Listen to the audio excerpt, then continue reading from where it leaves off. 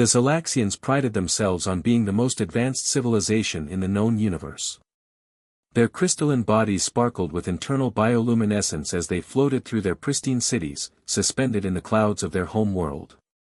They had mastered quantum mechanics before most species had figured out basic arithmetic. Their technology was so advanced that they considered faster-than-light travel about as impressive as learning to tie shoelaces. But for all their superiority and achievements, there was one universal law that even the mighty Xylaxians followed without question. Don't wake the humans. It wasn't that humans were particularly scary, at least not at first glance. They were rather unimpressive biological entities who had barely managed interstellar travel before their great hibernation. The stories said they had collectively decided to enter cryosleep sometime during their Third World War, when their planet's resources were nearly depleted. Entire colonies of humans now floated through space in massive ships, sleeping away the centuries while their automated systems kept them alive. No one really knew why the rule existed. It had been passed down through generations, translated into thousands of languages, and enforced by every space-faring civilization. The galactic archives contained countless warnings, all saying the same thing. Let them sleep. Chief Science Officer Xylith brushed his crystalline appendages against the control panel of his research vessel, bringing up the holographic display of the latest human colony ship they discovered. His crew maintained a respectful distance, as per protocol. The ship was ancient by their standards, practically an antique, yet something about it made his crystals vibrate with unease. Fascinating creatures, he mused aloud, his voice resonating through his crystalline form. They look so peaceful when they sleep. Hard to believe they're the reason for our most sacred rule. If only he knew how right he was to be nervous. It was supposed to be a routine scan. That's what Xyloth would later tell the emergency council. His crystalline form dimmed with shame. Just a standard analysis of the human ship's outer hull. Nothing invasive, nothing dangerous. But his junior researcher ZYX had other ideas. Fresh out of the Galactic Academy with top honors and enough confidence to fill a solar system, ZYX had been fascinated by human biology since their first encounter with the colony ship. Their scans had revealed something peculiar about the cryogenic systems, an efficiency that defied their advanced understanding of thermodynamics. Just a small probe, ZYX had insisted, their crystalline structure vibrating with excitement. We won't even touch the humans. Think of the scientific implications. Xylith should have known better. The moment they activated the probe, something changed.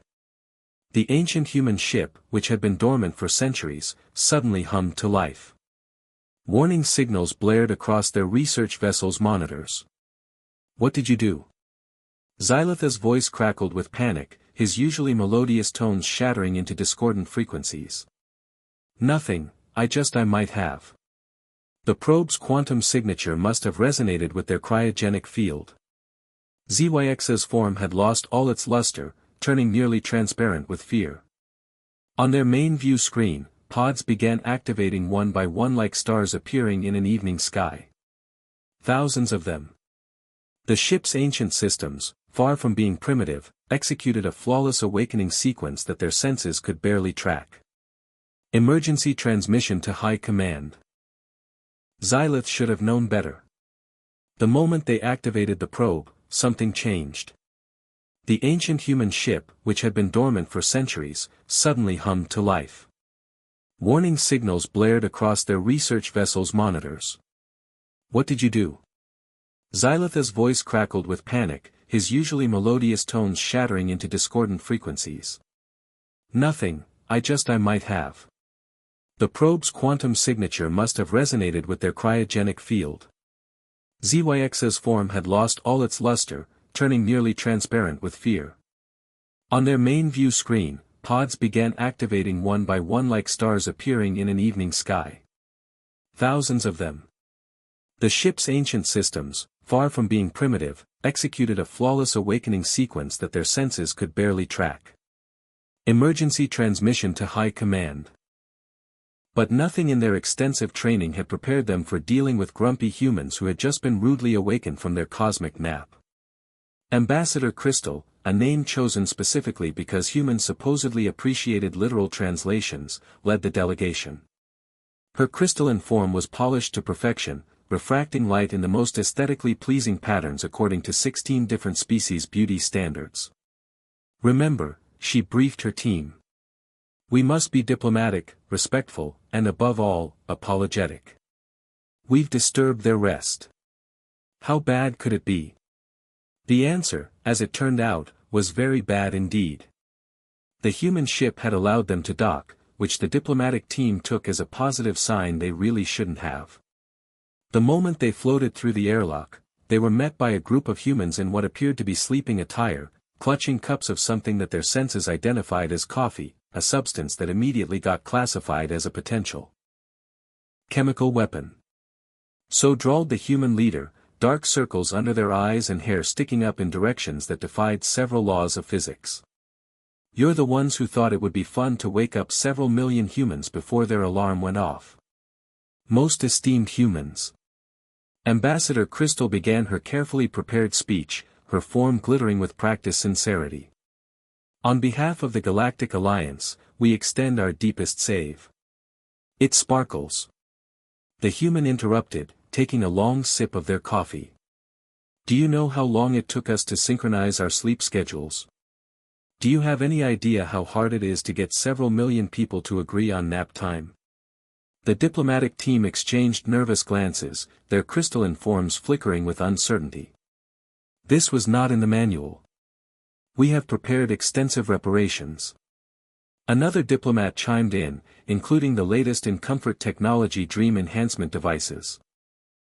And the human leader snorted, actually snorted, causing the entire diplomatic team to vibrate with alarm. Oh, that's rich. You think you can just give us some fancy pillows and we'll go back to sleep? Have you ever tried to get back to sleep after being woken up? It's impossible.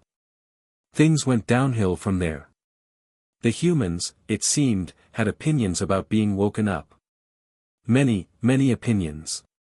And they wanted to share all of them, preferably at high volume.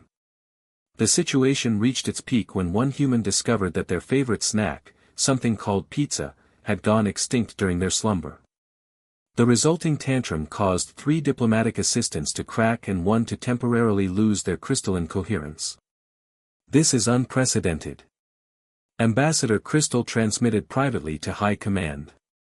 They're not attempting to destroy us, they're not even threatening war. They're just complaining endlessly about everything. The humans had begun organizing what they called a town hall meeting to discuss their grievances. The very concept sent shivers through the diplomatic corps, millions of grumpy, recently awakened humans all gathering to voice their complaints simultaneously. We have to do something. Crystal pleaded with her superiors. They're talking about forming committees. But it was too late. The humans had discovered that their favorite entertainment platforms were no longer operational. The phrase Netflix and chill was thrown around with increasing hostility. Someone mentioned something called social media withdrawal, and the diplomatic team's universal translators nearly overloaded, trying to convey the full emotional weight of that concept. In a final desperate attempt at peace, Ambassador Crystal offered the humans control of several resort planets where they could chill until they felt ready to sleep again. Those primitive-looking ships camouflaged the seemingly simple cryogenic pods.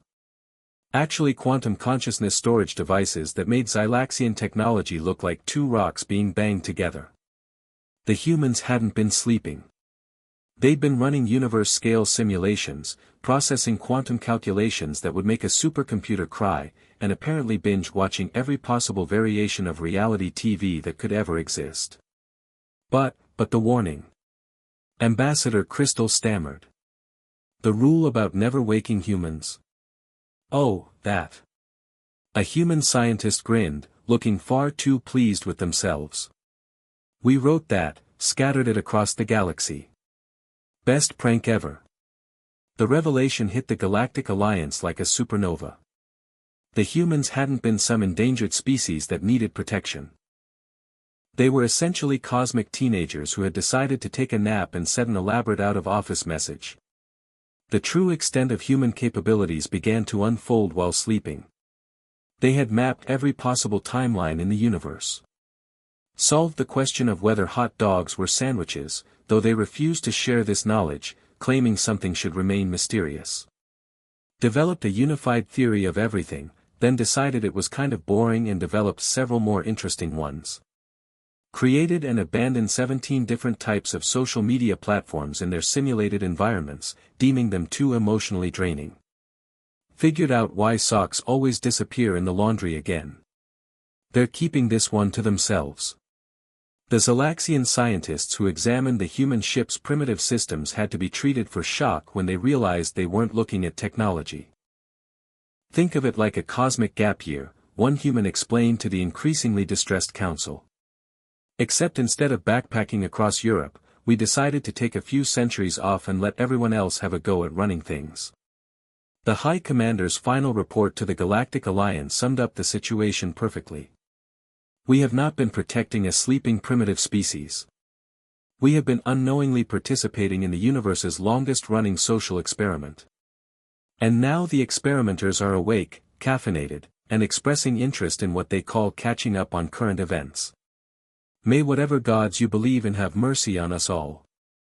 In the archives of the Xalaxian Science Academy, Zix's infamous probe incident would be reclassified from greatest scientific catastrophe to most successful wake-up call in history, though no one was quite sure whether that was an improvement. The shift in galactic power dynamics happened faster than a quantum hiccup. One moment the Xalaxians were the undisputed masters of the known universe, the next they were watching humans reorganize entire star systems because the feng shui was all wrong. You can't just move a solar system. High Commander Kristallos protested, their form flickering with distress as they watched humans casually relocating celestial bodies. "Watch us," replied the human leader, who is now sporting a bathrobe and bunny slippers while orchestrating the movement of entire star clusters. "This one's blocking the view of that gorgeous nebula. Besides, the commute time between planetary systems was ridiculous. Who designed this layout?"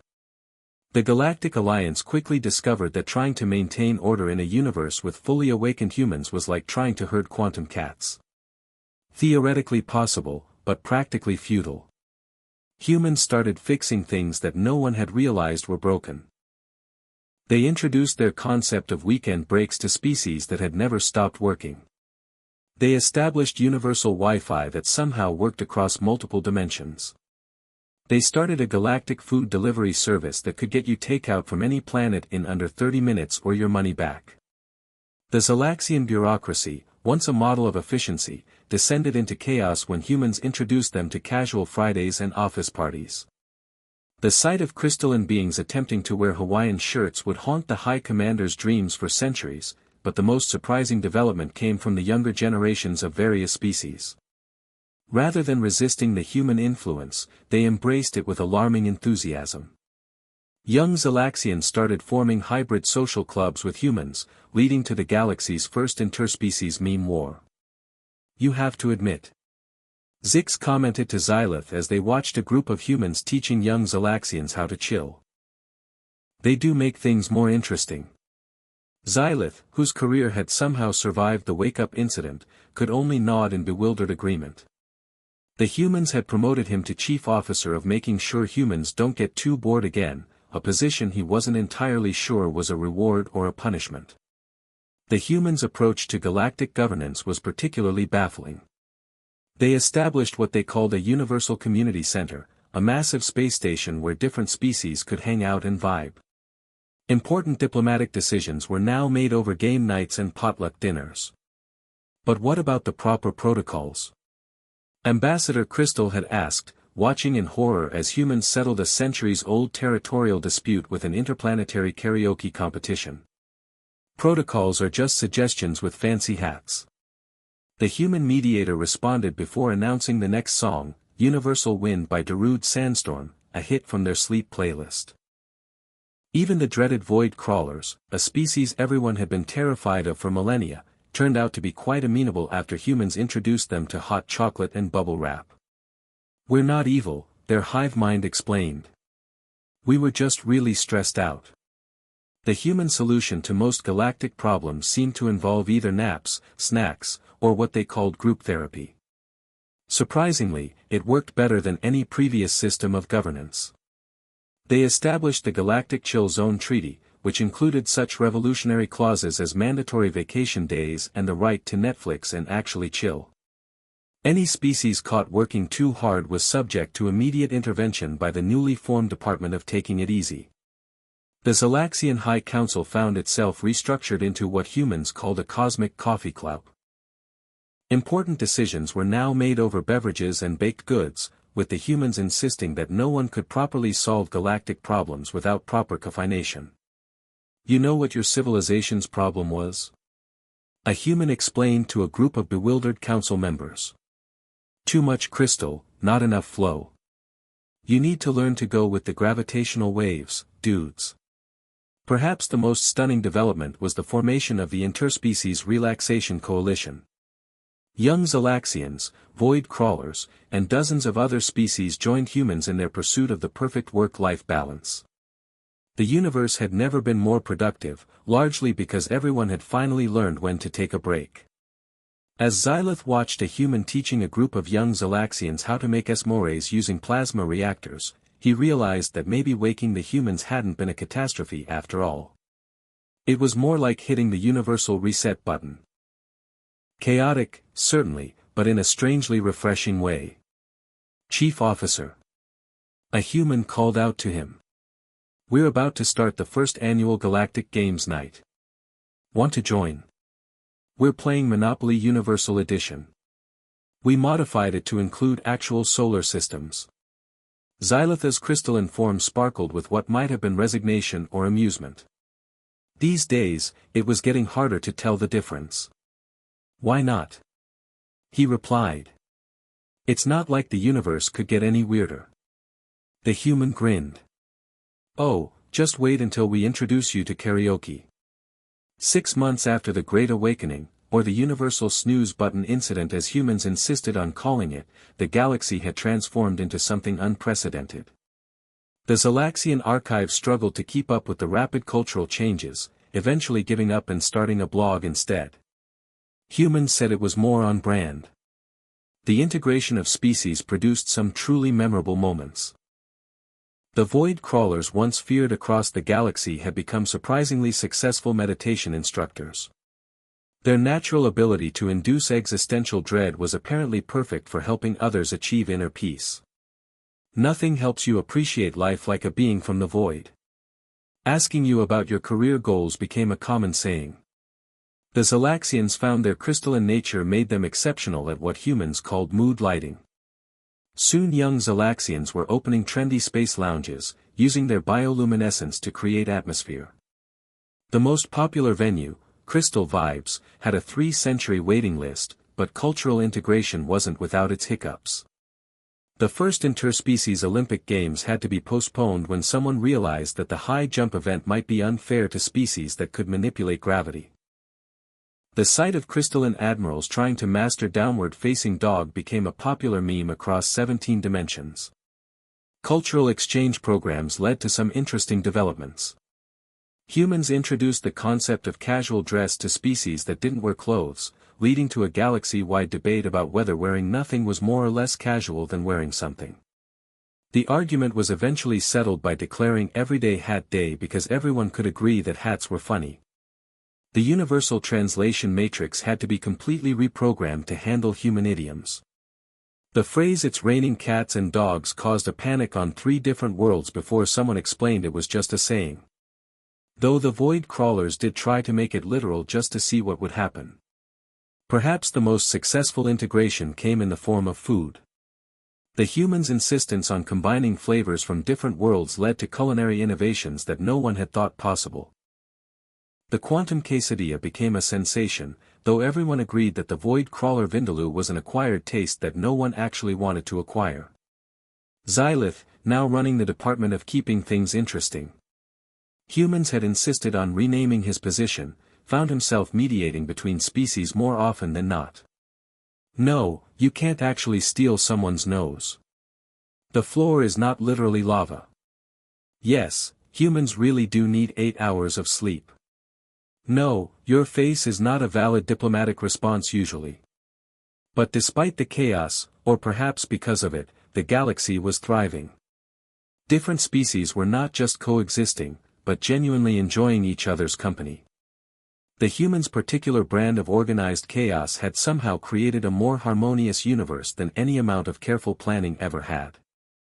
As one human philosopher put it, sometimes you need to wake up the universe to help it dream better. No one was quite sure what that meant, but it sounded profound enough to put on t-shirts. So they did. 1 year after the Great Awakening, the Galactic Alliance gathered for its annual review. The meeting room, now equipped with comfortable recliners and an endless supply of snacks, a non-negotiable human requirement, buzzed with conversation and crystalline chimes of laughter. High Commander Kristallos stood at the podium, their form glittering with amusement. Looking back, we spent millennia enforcing a rule we didn't understand. Don't wake the humans. Turns out they weren't even sleeping, they were just taking a break from babysitting the galaxy. The human leader, still in their signature bathrobe, now the official diplomatic uniform across 3 sectors, raised their coffee mug in acknowledgement. In our defense, you all were doing fine, mostly, except for that whole thing with the void crawlers. We said we were sorry about that. The void crawler representative mumbled, adjusting their newly adopted comfort scarf. But as the meeting progressed, Xylith noticed something odd. The humans were starting to yawn. Not just 1 or 2, all of them. His scientific curiosity, the very thing that had started this whole situation, tingled again. Are you all okay? He asked the human leader, who was blinking rather slowly. Oh yeah, they responded, stifling another yawn. It's just, you know how when you take a really long nap and then you're awake for a while, but then you get tired again. The room fell silent. Every crystalline being vibrated with sudden understanding and horror. You don't mean Ambassador? Crystal began. Yeah. The human leader stretched lazily. We're thinking it's about time for another nap. You all seem to have things under control now. Mostly. But. The High Commander sputtered, their form flickering in panic. You can't just go back to sleep. Watch us. The human leader grinned. Don't worry, we've left instructions this time. Real ones. Not just that prank about not waking us up. Although they looked around the room with a mischievous glint in their eye. Maybe we'll keep that rule too, you know, for old time's sake. And so, in the ultimate cosmic irony, the galaxy found itself preparing for another human hibernation. Only this time, they were willing participants in what would become known as the Great Universal Snooze sequel. As Xyloth watched the humans prepare for their next great nap, he couldn't help but appreciate the absurdity of it all. The one rule the universe had lived by for so long was about to become relevant again, but for entirely different reasons. At least, he mused to himself, his crystalline form twinkling with suppressed laughter. They taught us how to make coffee before deciding to check out again. In the end, the galaxy's greatest truth turned out to be its simplest. Sometimes everyone just needs a good nap.